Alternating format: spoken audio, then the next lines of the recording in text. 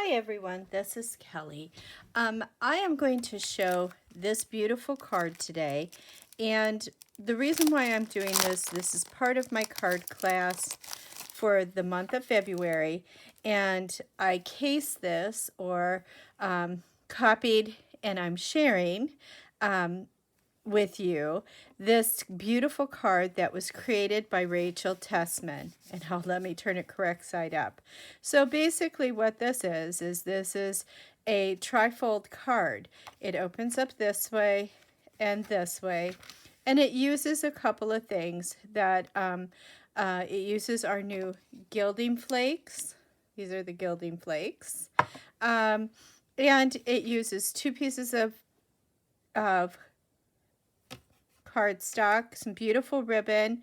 It also has double stamping, and it goes together like this. It's a perfect card for like an anniversary.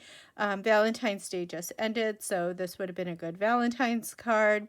But it could be a good wedding card if you have weddings coming up, or just somebody you really, really love, like Mother's Day. This would be a good Mother's Day card. There's no sentiment or anything inside so that it can be what you need it to be. So let's get started with this. And I will show you how I did this card. Again, this is Rachel Tessman's card. And I got it in a tutorial from her. And so just so you know, it's not my design. And I will try to tell you everything that you need for this card. So in your packet, you should receive a piece of ribbon. Okay, you are going to receive two pieces of cardstock, one in Blushing Bride and one in a Night of Navy. And then you will receive two of these fine art papers. Now, one is an acetate that has got the gold on it, which you can see here, and one is the actual designer series paper. These marry up perfectly, and that's what makes this so special. I did all the work for me, so I didn't have to do a lot of work here. So the first thing we're going to do is very, very simple, is we are going to cut our designer series paper, and we're going to cut off 1 inch off of one side. Now you decide if this is the side you want it cut off of so that your flower is going down, or if you want your flowers going up, then you're going to cut off this side. I personally, because I want to see more of the flowers, I'm going to cut this side, but it is up to you. And then you can marry this to the side that you have shortly. So let's do that first. I'm going to bring in my my cut and score paper trimmer. Now I have it upside down because I happen to be pretty much blind, and I really like seeing this part of it down here, and you can't actually see what I'm doing. So here, let me put this here. So this is how I have my paper trimmer. So basically, I'm gonna lift this up, and hopefully you can see me trim. But I'm just gonna go in here, and I'm gonna measure to 3 inches right along here. Okay, the dark one is my cutting blade. I'm just going to cut off 1 inch. And now this should fit perfectly on our Blushing Bride paper like this. Okay, so let's bring you back down to where you just see my hands, not my tummy. That's always good. So the first thing we're going to do here is we are going to put these things aside, and we are going to do some gilding first. We are going to gild on this piece of paper. Now this, from the fold to here, is 4 1/4, and this is 5 1/2, and this is an inch and 1/4, I think, something like that. It's 5 3/4 this way and 5 1/2 this way. I know that much. And then it's scored. Let's see, was it scored at? It's scored at 1 1/2 inches. I was pretty close in guessing. So we're going to put some gilding on here first. What we're going to do is we're going to take some of our tear and tape. Now, if you do not have tear and tape, that's perfectly fine. You can use regular tape runner adhesive, or you can use red liner tape. And basically what you're going to do is you're going to put a line down just inside that fold, okay? And the trick to this is always, always, always burnish. So let me bring in a well-used, well-used piece of equipment, which is my burnisher. Okay, so I burnish that down really, really well. Now, if you have take your pick tool or some other type of a pin, it can be anything like a hat pin or whatnot, you're just going to peel this off. If you have any adhesive over it, you're just going to fold it back onto itself. Okay, so now we're going to gild. And the way I gild is the way I was taught to do with illumination a little bit. So this is going to be a little bit different. As you can see, this pot is pretty full. I am not going to use everything in that pot. I'm just going to use bits and pieces. You want to make sure you're doing this when the heat is off. My electricity is completely off right now, so that makes it pretty easy. I don't have to worry about it. We had a lovely storm and it took out all our power. So pretty much I'm going to take little bits of this gold and I'm just going to lay it on top of the part that happens to be the adhesive. And some of it comes out in really big chunks. And if that happens, that's really nice. Just lay it down. Okay, and that's showing you how to do it with your fingers. I tend to pick it up with a brush and and I kind of lay it down and pat it into place with the brush. Now there's a piece there that's a little bit too big, so I will just push it up into the area that I need it in. And the goal is to adhere this gilding to the whole bit of adhesive. We're making a gold stripe on the inside. Okay, so this is what we're doing. Now I have another piece that's just stuck to me, so I'm just going to throw it down. Now I use a brush, like I said, to adhere it. This is just a paintbrush. There's nothing fancy about it. It's just a paintbrush. And anything that's left over, I try to put back in the pot. And it's always tricky because this stuff will expand on you. If you took my class, you got a package of this gilding in there. You have more than enough to do more than one card with. And the trick again is please use it where there is no air movement. It's very staticky. It is a gold plastic filament. It's not real gold, but it's very, very pretty. You're going to have little bits everywhere. Trust me. Now, I have these makeup brushes that I use for blending. But since we came out with a really, really awesome blending brushes with Stampin' Up, I have changed this to my gilding brush. Now this is really full and this one's really loose. Like I can push into it. I don't know if you can see this. You can see I can push right into it. Where this one I can hardly push in. It is so filled with brushes. These are so nice for blending. But I'm going to use this to basically burnish my gilding. So I come through and I just rub really hard. And what this does is it gets off any leftover flakes. It also makes it stick down good. So look at that. It's a beautiful piece of gilding on there. Like I told you, this is messy. It is going to be messy. Just do the best you can with containing your mess. And then if you're like me, you throw those little bits away. So now that I have done that, we're going to get busy with assembling our card. Our card is pretty simple from here on out. That was the hardest part. So the first thing we're going to do is we're going to adhere this to this. So I think I'll go on to the paper first. And anybody who knows me knows I usually do not use tape runners, but I am trying to expand my horizons here.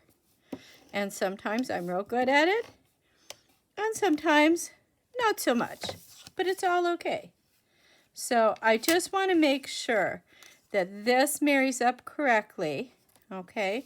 And then I'm going to put this on here, making sure that I'm staying equal around it. There we go. And then the next thing I'm going to do, and you can use your all-purpose green glue or any other glue that you have, you're going to put glue, and that was a little bit generous there. That's pretty generous there.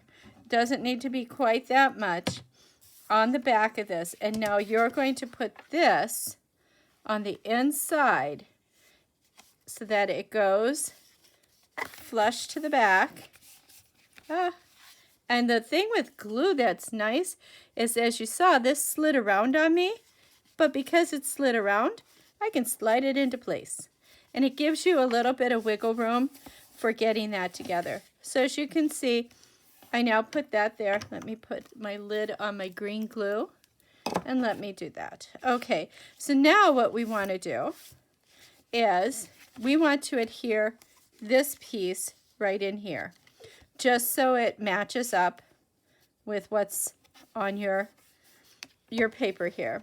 But for that, we can use our Stampin' Seal. We do not need to glue it, but if you prefer gluing, you can do that. What I do is I just kind of bring it up so that it looks like it's all together. And it will cover up a little bit of your gilding. But isn't that pretty right there? That is so pretty. Now, in the original card,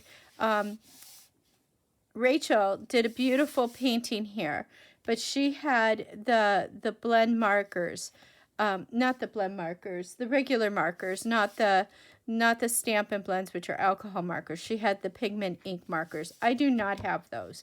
So instead, this is what I have done. I have used the stamp set from in here, and you can kind of see which ones I've used, and it's from the art gallery. And I used all 3 parts of the flower for different things. And if I was smart with my videos, I would have loaded these stamps first, but instead I'm loading them while I talk to you. And isn't that nice? You get to see me in action here. Okay, so now this is a 3-part stamp. This is the bottom, this is the next layer, and this is the last layer. So these are the colors I'm using. For the stamen part, I'm using Poppy Parade. For the highlight of my flower, I am using Melon Mambo. And for the actual base of the flower, I'm going to use Flirty Flamingo. Now, I just stamp it up, pretty good, not super juicy, and figure out where I want it, lay it down, press equally, and there is the bottom of my flower. So let me close this, because if I don't close it, I'll be wearing it. And let me open the next one, which is my Melon Mambo. So for Melon Mambo, I'm going to ink that up, and you can kind of see where it goes with the other stamp. And that's the part that's wonderful with these double stamps. You can see what you're doing because they're polymer. And you press it down, but if you miss it a little bit, not a problem. This is supposed to look like a watercolor anyways, so you're good to go. And then the very last color is the center or the stamen portion, and I'm doing that in Poppy Parade. And it just kind of goes in the middle, right there. And you can't really see it, but it's there. It's there. So those are the colors that I used to make my flower. And yep, I think on my first one I stamped off there. Okay, now you see I've got a little bit of a mess up here. I might put another flower there, or I'll just keep this as my example. Anyways, so now that we have that done, and you can put any sentiment you want in here. I've left it blank. Like I said, Mother's Day card, birthday card for someone who's special, Valentine's, wedding, anniversary. This is just a beautiful card. So now is the fun part. We're going to take some more tear and tape. And tear and tape's going to go along the edge of here. On the outside, not the inside, the outside. Okay. And we're just going to put that on there. And oops, sorry, I bumped the camera with my head because I felt the need to put my big face right on top of this. Okay, so I'm just going to take off that tear and tape. Come here. The spool's almost done. Again, with the tear and tape, very important to burnish. Burnish it down.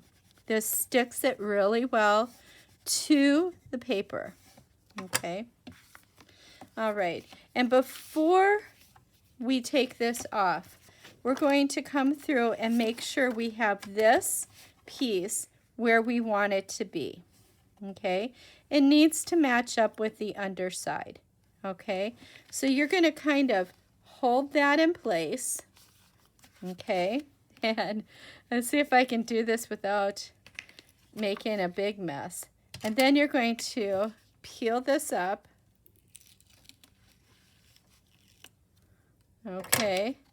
And then without moving this, you want to make sure that everything is lined up where you want it to be lined up and how you want it lined up, because once you put this down, that's it. Okay. Now, I would come through and just burnish it right along that line. So that's that. Now you've got your trifold card. Isn't that fun? And you can do this with vellum. You don't have to do it with this acetate, but this acetate matches the designer paper so perfect that that's why you want to do that. The next thing you want to do is just come through here with your ribbon. And it's up to you if you want it to be mostly on the blue or if you want it to be over in here. I think mostly on the blue looks better. And then you just tie a square knot. So I'm like a Girl Scout, so I always go right over left and then hold it down really well. Then left over right, you know how they say to do a square knot. Okay, so this is my left, and I'm going to go over the right, and then I'm just going to pull this down, and there we go. We have a square knot. So to keep this where you want, if you tie it in the middle and you don't like it there, take the card like this. You can slide this back and forth to adjust where your actual knot is. Okay, I happen to like the knot where it is. I'm going to slide it over. Oh, maybe I'll just slide it a little bit. There we go. There, it's slid a little bit better there. Okay, when you are happy as to where this ribbon is lining up, this is what I do because I don't like my ribbons moving on me, is I take the wonderful dots, the glue dots, and I pick them up with my tool. And first off, I'm going to put something underneath the knots. The knot's not going to go anywhere. And then my other trick is to put one down at the base and up at the top.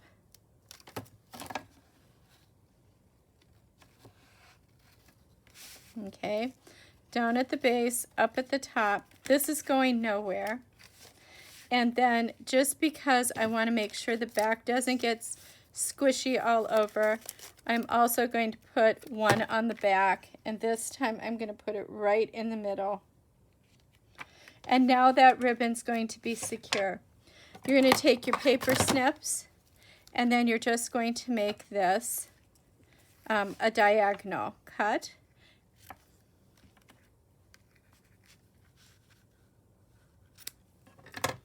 Okay, and that is all there is to this card. It's very simple. The hardest part was the gilding, but the result is so beautiful. This beautiful trifold card, and here's the one I did before. You can see it's just different parts of the paper, but how beautiful is that? Okay, so thank you so much. You guys have a great day, and I hope this helps those who were not able to make it to class be able to recreate the card. Thanks a lot. Bye-bye.